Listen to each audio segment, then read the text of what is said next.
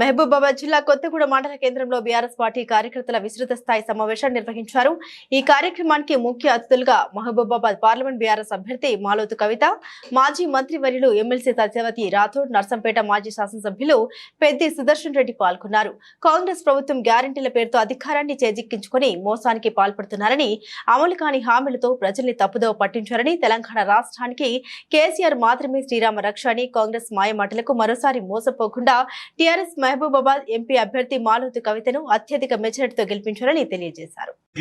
గోదావరి నీళ్లు బారించి మీ అందరి పాదాలు కడిగేటువంటి కేసీఆర్ గారు ఇచ్చినటువంటి 60 పట్టా భూముల్లో రెండో పంట ఎండాకాలం పంట గ్యారంటీగా పండించేటువంటి ప్లాన్ చేసినటువంటి మీ బిడ్డను ఇవాళ 3.5 టీఎంసీల సామర్థ్యం గల పాకాలకి 120 రోజుల పాటు పంపింగ్ చేస్తే నింపేటువంటి అనుమతులు తీసుకొచ్చినటువంటి మీ బిడ్డను ఇవాళ మన ఏజెన్సీకి నీళ్లు కావాలంటే మరో నెల రోజులో మరో 40 రోజులో ప్రత్యేక అనుమతి ఉంటే చాలు తప్ప ఆడ నీళ్లున్నాయి, అక్కడ మోటార్లున్నాయి, పైప్ లైన్ అయింది, చెర్ల పోసే తప్ప మరొకటి లేదు.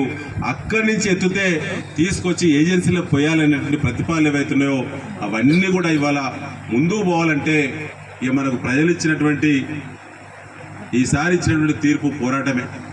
మనకు అధికారం ఈసారి ఇవ్వలేదు, పోరాటమే ఇచ్చారు.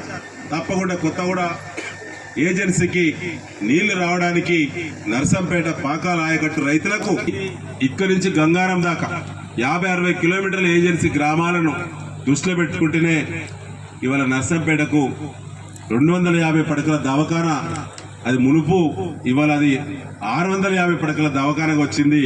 ఇవాళ అవుపడేటువంటి దవాఖాన ఏదైతే ఉందో మన రోడ్లో ఎమర్జెన్సీ ఉంటే, తేలు కొడితే, పాము కొడితే, యాక్సిడెంట్ అయితే, గర్భిణీ స్త్రీకి ఆపద ఉంటే, మరొక సీరియస్ రోగం వస్తే, గుండె మార్పిడి, అదేవిధంగా కిడ్నీ మార్పిడి, ఎంత పెద్ద ట్రీట్మెంట్ అయినా కూడా హైదరాబాద్ లో కార్పొరేట్ దవాఖానలో దొరికేటువంటి ట్రీట్మెంట్ ఇవాళ మీకు కూతవేటు దూరంలో ఇలా దవాఖానతో పాటు గవర్నమెంట్ మెడికల్ కాలేజ్ ఇచ్చినటువంటి మీ బిడ్డగా ఏజెన్సీ గ్రామాల ప్రజలకు ఇక్కడ స్టార్ట్ అయితే 20 నిమిషాల్లో మీరు అతిపెద్ద దవాఖానకు ఇలా చేర్చుకునే విధంగా మన రోడ్లో దవాఖాన కట్టడానికి ఎన్ని ఇబ్బందులు పడ్డామో మొత్తంగానైతే ఆనాడు కూడా నర్సంపేట నియోజకవర్గ 6 మండలాలతో పాటు అటు గూడూరుకు సంబంధించి కానీ కొత్తగూడ ఏజెన్సీ సంబంధించినటువంటి గ్రామాల ప్రజలకు సేవ కోసం కూడా ఆనాడు కాలేజీ రావడానికి, అంత పెద్ద దవాఖాన రావడానికి కేసీఆర్ గారి దగ్గర ప్రత్యేక చర్చ పెట్టి ఒప్పించి ఈ డిస్టెన్స్ ను, ఈ దూరాన్ని కూడా పరిగణలో తీసుకొని నర్సంపేట తప్ప వాళ్ళకి వేరే దిక్కు లేదు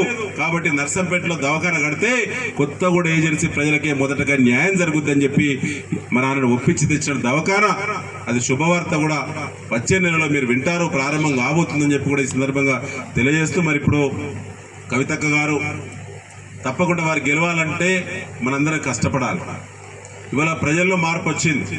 అసెంబ్లీ ఎన్నికలకు ఇప్పుడు చాలా తేడా వచ్చిందా? ఇంకా అట్లే ఉన్నారా? నిజంగా చెప్పాలి, వచ్చిందా లేదా? ఏమంటారు ఇప్పుడు అంటాలా? ముఖ్యంగా రైతన్నలు, గిరిజన బిడ్డలు, అక్కా చెల్లెళ్ళు, అన్నదమ్ములు, యువకులు చాలా మంది కూడా కేసీఆర్ గారి ఈ రాష్ట్రానికి దిక్కు తప్ప మరొకరికి చేత కాదని చెప్పి అందరు కూడా ఇలా బీఆర్ఎస్ అభ్యర్థులను ఆశీర్వదిస్తా ఉన్నారు. కవిత గారి కారు గుర్తును గెలిపించడంలో ఈ 2 మండలాల పార్టీ శ్రేణులు చేసేటువంటి కృషిలో తప్పకుండా కూడా నా వంతు భాగస్వామ్యం ఉంటుంది. తప్పక కృషి చేయండి అన్నగారు, మీ అందరికీ మంచి జరుగుతుంది. తప్పకుండా మన పార్లమెంట్ నైట్ సభ చూస్తేనైతే మామూలు కాదు.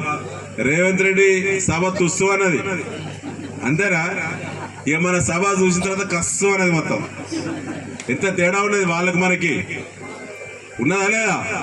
ఉన్నది. కాంగ్రెస్ పార్టీలు కూడా బేజారైతాలు ఉళ్ళల్లా. మొన్న ఎవరు ఓట్లేసిలో వాళ్ళు తెలియదు. ఇవాళ నేను చెప్తున్నాను, మన పార్టీ క్యాడర్ ముందట, కాంగ్రెస్ పార్టీ క్యాడరు సత్తా లేని క్యాడరు మన ముందట వాళ్ళు నిలబడలేరు. మొన్న ఓట్లు గాలికి పడ్డాయి. ఇవాళ వాళ్ళే పెద్ద ఆందోళన, భయంగా ఉన్నారు. ఎవరెత్తురో ఎవరు ఏరో. మొన్ననే ఒప్పుకుంటే December 9 అంటే టైం అయిపోయింది కదా, ఏ వాడకపోతే, ఏ ఇంటికి పోతే ఏ నిలదీస్తారో అనేటువంటి భయంగా ఉన్నారు.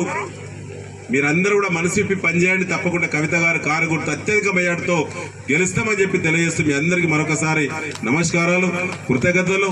ఇవాళ మళ్ళొక మాట ఇస్తున్నా మీకు, కొత్తగూడ గంగారం కోసం ప్రత్యేకంగా టైం కేటాయించి ప్రత్యేకంగా మరి 2 మండల కమిటీల సేవలో అటు పార్టీ సంబంధించిన సమన్వయం కోసం కానీ ప్రజా సమస్యల విషయంలో కానీ ప్రజా పోరాటాల విషయంలో కానీ RYFR హక్కుల తదుపరి ఉత్పన్నమైనటువంటి సమస్యల పరిష్కారం కోసం కానీ ఒక ప్రత్యేకమైన మనిషిని కేటాయిస్తా అని చెప్పి నేను మరొకసారి మీ అందరూ కూడా తెలియజేస్తూ ముగిస్తున్నాను.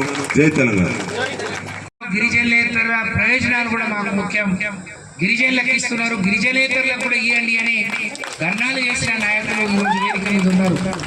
కానీ ఆ రోజు కాంగ్రెస్ పార్టీ తీసుకొచ్చిన చట్టమే గిరిజనేతరులకు అన్యాయం చేసింది. 75 ఏళ్లుగా ఉండాలి, లేదంటే మరి ఆ 75 ఏళ్ళు ఉన్నట్టు ప్రూవ్ చేయాలి అని అంటే అప్పుడు మన దేశానికి స్వాతంత్ర్యం కూడా రాలేదు. చట్టం వచ్చే దాదాపు 20 ఏళ్ళు అయింది, అప్పటికి 75 ఏళ్ళు అంటే 100 ఏళ్ల ముందు దేశానికి స్వాతంత్రం రాలేదు. మనకు ఎలాంటి హక్కు పత్రాలు, ఓటు హక్కు మరి లేవు. కాబట్టి వాళ్ళు ఇక్కడ ఉన్నట్టు మరి మనకు నమ్మకం ఉన్నా, మనకు తెలిసినా మనం చేయలేని పరిస్థితి. ఆ రోజు అట్లా అన్యాయం చేసింది. కానీ స్వయంగా నేనే ఆ శాఖ మంత్రిగా, నేనే చైర్మన్ గా కేటీఆర్ గారిని స్వయంగా తీసుకొచ్చి కవితమ్మ మరి సుదర్శన్ రెడ్డి అన్న మనం అందరం మహబూబాద్ నిండు సభలో మీకు పట్టాలు ఇస్తే ఎగతాళి చేసింది. మీకు ఒకటే కాంగ్రెస్ పార్టీ, బీఆర్ఎస్ పార్టీ చిత్తశుద్ధి చెప్తాను నేను.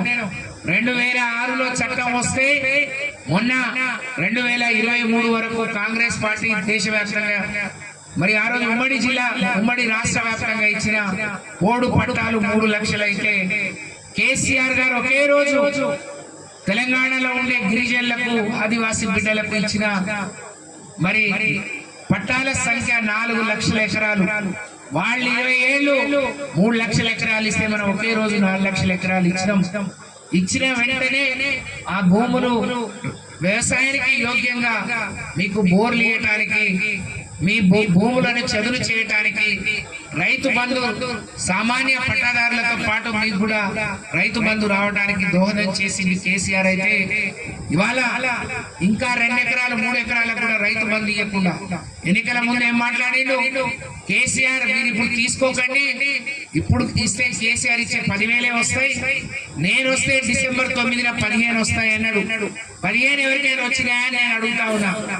10 కూడా రావట్లేదు. నేను ఒకటే రేపు మీరు ఊళ్ళలో చెప్పాలి, కేసీఆర్ ఇచ్చిన అన్ని తీసుకున్నోళ్ళు కవితమ్మకు కారు కేయండి, కేసీఆర్ కేయండి. వాడు చెప్పిన అబద్ధం 15,000 ఎవరికైనా వస్తే ఆ 15,000 తీసుకున్నోడు మాత్రమే కాంగ్రెస్ కేమని ఊళ్ళలో చెప్పండి. మనం అదే ములుగులో మరి ఆ రోజు మరి ఒక తండలో ఇల్లు కాలిపోతే కళ్యాణ లక్ష్మి పథకాన్ని కేసీఆర్ ప్రవేశపెట్టిండు. ధర్మతండనా? మరి అదే కళ్యాణ లక్ష్మి సరిపోదు, భాగ్యతండలు మరి కళ్యాణ లక్ష్మి సరిపోదు, మేము తులం బంగారం ఇస్తాం. తులం బంగారం కావాలంటే మాకేమనంటే మన మహిళలు ఇస్తాడు కావచ్చు అని మోసపోయినాం. తులం బంగారం తీసుకున్న వాళ్ళు ఎవరైనా ఉంటే కాంగ్రెస్ వేయండి, కానీ అదే కళ్యాణ లక్ష్మి కూడా దిక్కు లేకపోతే మళ్ళీ అది సక్రమంగా ఉండాలంటే మాత్రం కేసీఆర్ కారు కేయమని చెప్పి నేను ప్రార్థిస్తా ఉన్నా. కాంగ్రెస్ పార్టీ కేవలం అవకాశాల కోసం మరి మాట్లాడింది, ఓట్ల కోసం మాట్లాడింది, అధికారం కోసం మాత్రమే మాట్లాడింది. కానీ కేసీఆర్ ఏం మాట్లాడినా పేదవాడి కడుపు నింపాలి, పేదవాడి ఇంటికి సంక్షేమం అందాలి, పేదవాడు చిరునవ్వుతో సంతోషంగా ఉండాలని మాత్రం ప్రయత్నం చేసిందనే విషయాన్ని సందర్భంగా చెప్తున్నా. నిన్న మనం ఒక